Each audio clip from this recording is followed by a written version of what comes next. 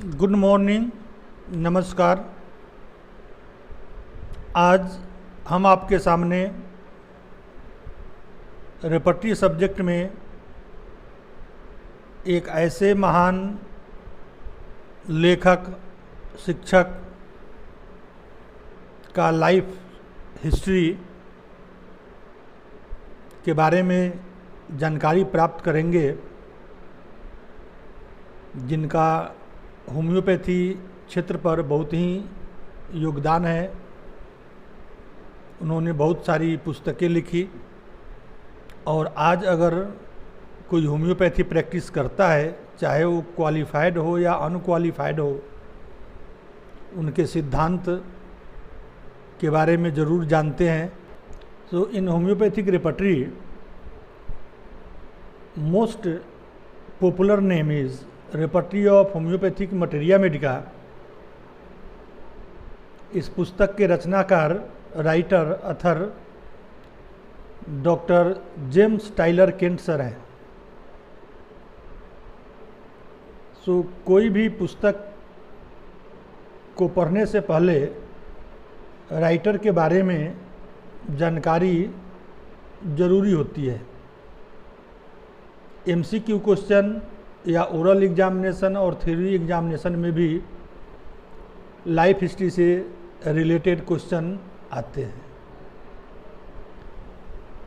Doctor jetty Kent और James Tyler Kent, जिनका जन्म 31 मार्च 1849 31 मार्च 1849 को हुआ और उनका स्वर्गवास डेथ 6 जून 1916 6 जून 1916 में हुआ। ऐसे महान विभूति के माता जी का नाम कैरोलिन टाइलर और उनके पिताजी का नाम स्टीफेन केंट था। उनकी पत्नी का नाम क्लारा लुइस केंट। इनके पूरे जीवन काल को अगर हम डिवाइड करते हैं तो हम पूरे जीवन काल को लगभग 5 भागों में बांट सकते हैं। ऑल और total life history of doctor Kent is divided into 5 segment. So number 1 is Dr. Kent as a practitioner of eclectic medicine.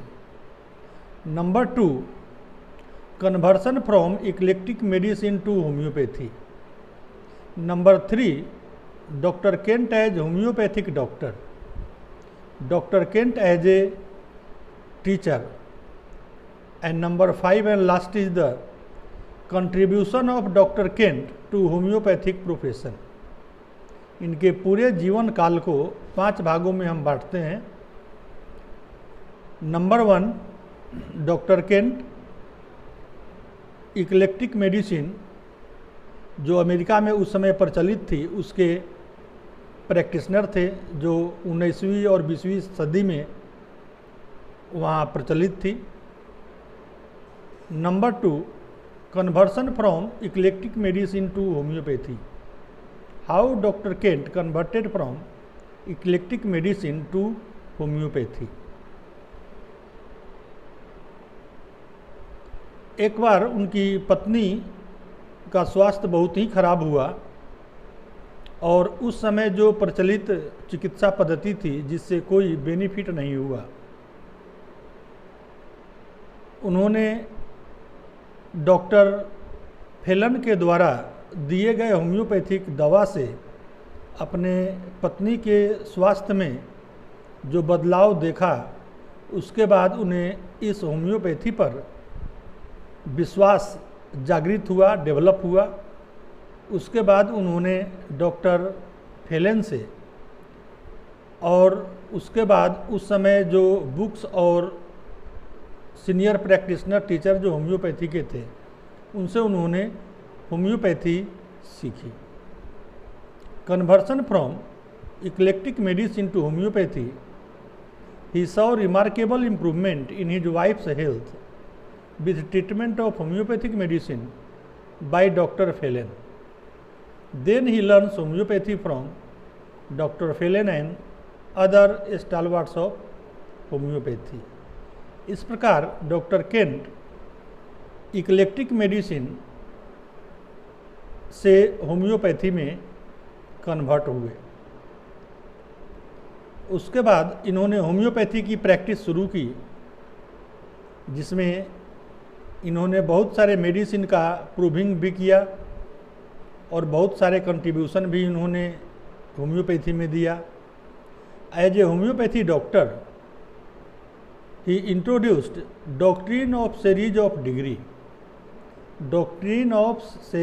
Degree in treating chronic case in increasing potency. उन्होंने होम्योपैथी प्रैक्टिस में ये माना और शुरुआत किया कि अगर किसी क्रोनिक केस में हम 30 पोटेंसी देते हैं तो उससे कंप्लीट क्योर नहीं होता है, उससे रिलीफ होता है। फिर कुछ समय बाद उसी मेडिसिन का 200 पोटेंसी, फिर 1M 10M और ऊपर की पोटेंसी को देने के बाद तब कंप्लीट क्योर होता है, संभव है।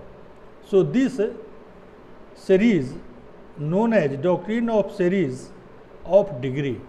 This is the unique contribution of Dr. Kent to homeopathic profession. Next contribution is the law of vital action and reaction. Vital action and reaction ऐसा होम्योपैथी में माना जाता है कि कोई भी मेडिसिन देने के बाद उसमें एग्रावेशन होता है।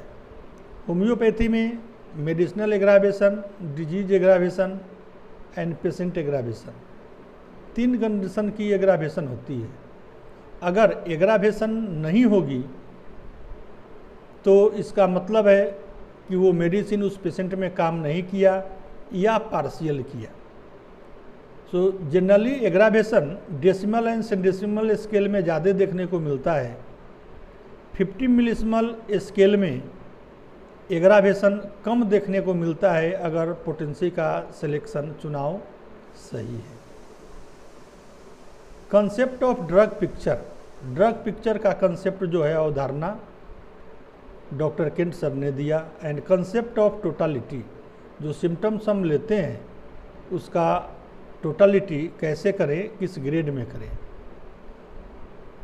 इसके बाद उन्होंने एक और कंट्रीब्यूशन उनका है होम्योपैथी में, केंट्स 12 ऑब्जर्वेशन। अगर हम कोई मेडिसिन किसी पेशेंट को देते हैं तो उसके बाद जो भी परिस्थिति होगी उस सभी परिस्थितियों को 12 भागों में बांटा है, 12 groups. So 12 observation of Kent. Next हम देखते हैं doctor Kent as a teacher. जब उन्होंने इक्लेक्टिक मेडिसिन से होम्योपैथी में आया, इसकी जानकारी ग्रहण की, प्रैक्टिस किया, उसके बाद इन्होंने एज ए टीचर भी होम्योपैथी में काम किया। So as a teacher he works in different colleges and university and holds different higher post, in which number 1 is he started his teaching profession in homeopathic medical college St. Louis,